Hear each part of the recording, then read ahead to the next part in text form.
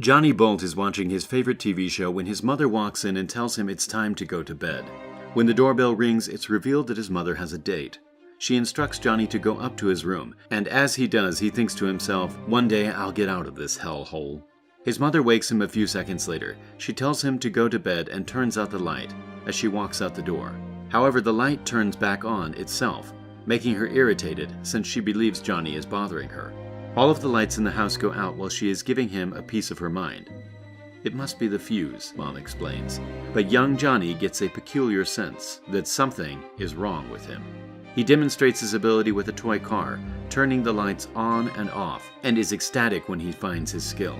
He then has a lot of fun fooling around with all of the lights in the area, finally gaining so much strength that he smashes all of the city's lights.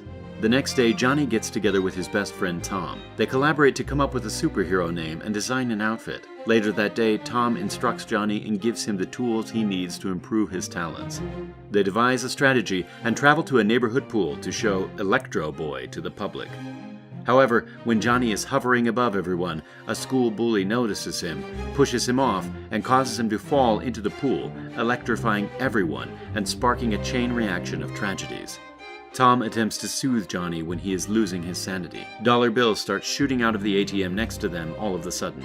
Johnny has a moment after accidentally unleashing his power in a rage and chooses to steal the money because his intentions to be a hero have already been shattered.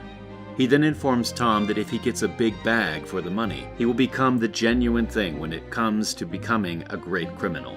Years later, we witness an adult Johnny Bolt being freed from a unique prison capable of suppressing any superpower. Cassie, his girlfriend, will be waiting for him when he exits. After a long separation, they have a passionate kiss and travel home, where Johnny is greeted with a release party hosted by his supervillain buddies. They start plotting a jewelry robbery after eating pizza and drinking together. The aim is to raid 10 locations in 10 minutes, causing the cops to panic. However, Cassie interrupts the conversation and uses her magic to make Johnny's buddies leave, so maybe they will spend some quality time together. Cassie attempts to persuade him to decline the gem theft after they've completed the transaction. However, the next day he joins his pals and chooses to go forward with it nonetheless.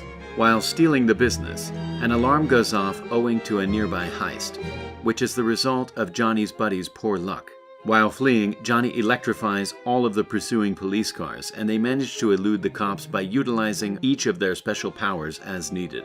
Suddenly, a man claiming to be a hero known as the Rubber Ball starts pursuing them.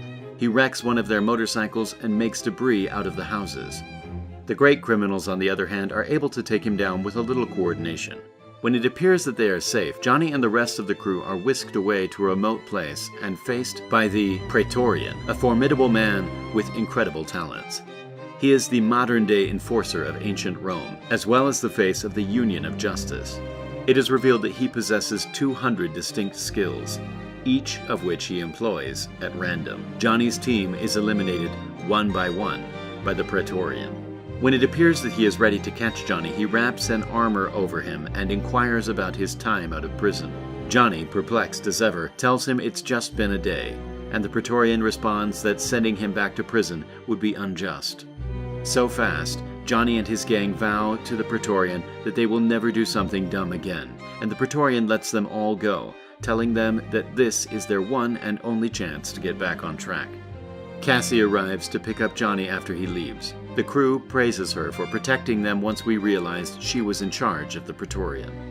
When they go home, Cassie tells Johnny she couldn't stand his sexy behavior any longer, and explains that a true pro-supervillain should pull off a huge job so he can retire as soon as possible, which Johnny initially refuses but eventually agrees to since he doesn't want to lose Cassie. Cassie calls an old acquaintance, Carmen, the next day, who was a terrific thief who had never killed anybody in his 45 years as a villain. Cassie then tells Johnny about a strategy in which he must securely reclaim stolen items for a customer in exchange for a $50 million payment divided between them. Carmen reveals his new mission partners to Johnny and Cassie.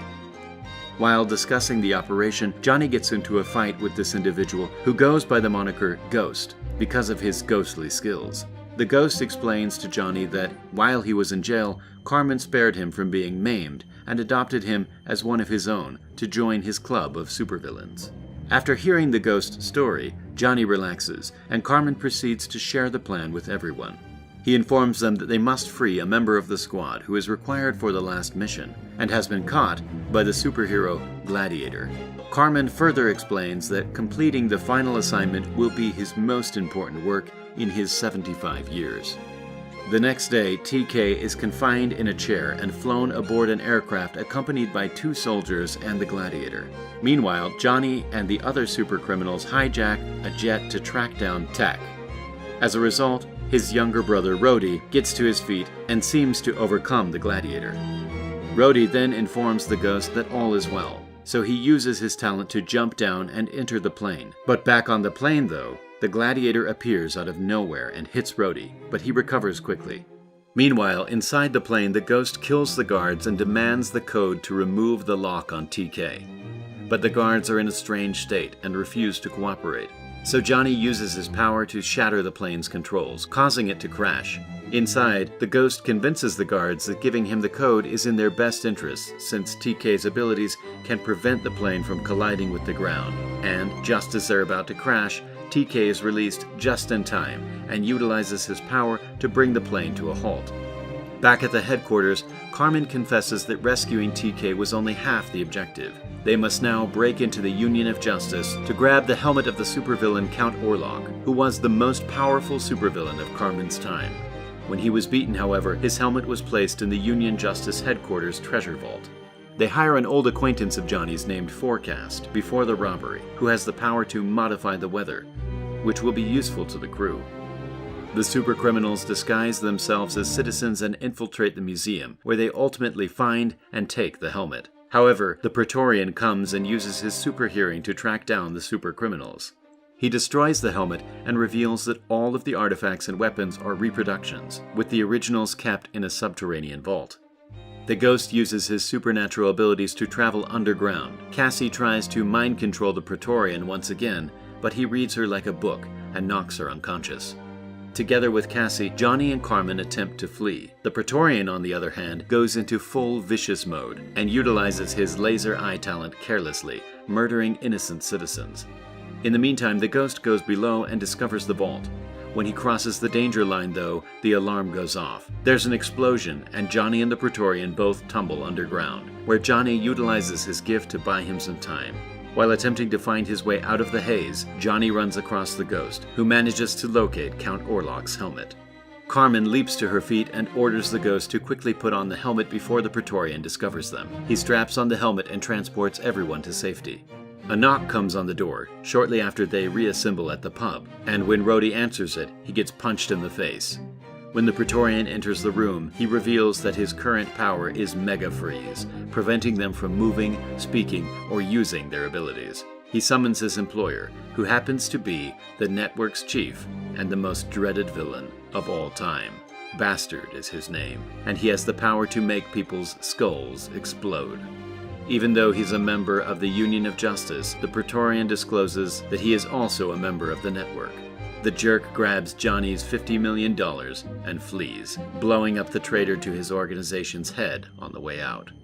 Johnny and the rest of the lads are attempting to plan out their next move for the next day. Rhodey and TK are worried because the helmet they need to finish the last assignment is missing. Carmen is mocked by the Ghost for assembling a motley crew of criminals and inciting a brawl. Cassie walks away, and Johnny follows. Johnny proposes to Cassie a few seconds later, and she accepts excitedly. However, when Johnny learns he won't be able to afford the wedding, he begins stealing money from the ATM machine. Johnny can't help himself when his pal recommends they do one final, major job for Cassie's sake, so he agrees to break into a library and steal pricey textbooks. When the alarm goes off, however, they dash into the underground. They board a train and teleport. The Praetorian, on the other hand, is waiting for them at the next station and teleports onto the train as well, but is stopped by the Gladiator and the cops. They apprehend Johnny and send him to the maximum security jail. Meanwhile, Cassie is left wondering where Johnny is in her bridal gown. She does, however, have an inkling as to what happened to him. Johnny is freed from his current assignment after 5 years. He tries to visit Cassie, but she only urges him to go when, out of nowhere, Carmen crashes through the door, injured from an argument with the network earlier. The next night, they sneak into the Bastards complex from the caverns. They face a variety of challenges, but with some clever use of their special skills, they manage to get inside. Meanwhile, we found that the scumbag was holding Cassie prisoner upstairs. She begs out for Johnny as he makes her eyes bleed. However, the jerk makes her skull burst just a few seconds later. Cassie reunites with Johnny a few seconds later, and we realize that she had been creating an illusion in the bastard's brain the entire time. Indeed, the entire mansion was a psychic creation, bringing the anime to a close. Thanks for tuning in. I hope you found it entertaining. Please subscribe and like this channel. Stay tuned for our next video.